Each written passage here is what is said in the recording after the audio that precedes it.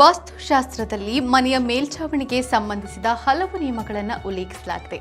ಸಾಮಾನ್ಯವಾಗಿ ಇಲ್ಲಿ ಅನಗತ್ಯ ವಸ್ತುಗಳನ್ನು ಇಡಲಾಗುತ್ತೆ, ಆದರೆ ಇದು ನಾನಾ ವಿಧವಾದ ಸಮಸ್ಯೆಗಳನ್ನು ಉಂಟು ಮಾಡುತ್ತದೆ. ಆದ್ದರಿಂದ ಮನೆ ಛಾವಣಿ ಮೇಲೆ ಕೆಲವೊಂದು ವಸ್ತುಗಳನ್ನು ಇಡಬಾರದು.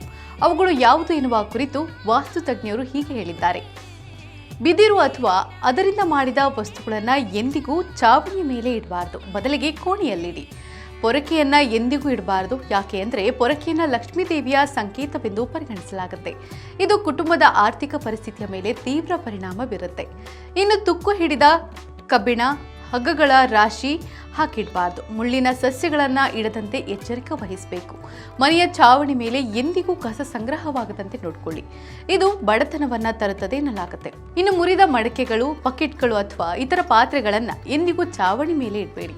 ಯಾಕೆ ಅಂದರೆ ಇಂತಹ ವಸ್ತುಗಳು ವಾಸ್ತು ದೋಷಗಳನ್ನು ಉಂಟು ಮಾಡಬಹುದು ಎನ್ನುತ್ತದೆ ವಾಸ್ತುಶಾಸ್ತ್ರ. ಇದೇ ರೀತಿಯ ಮತ್ತಷ್ಟು ವೈವಿಧ್ಯಮಯ ಸುದ್ದಿಗಾಗಿ ನೋಡ್ತಾ ಇರಿ ವಿಶ್ವವಾಣಿ ಟಿವಿ ಸ್ಪೆಷಲ್.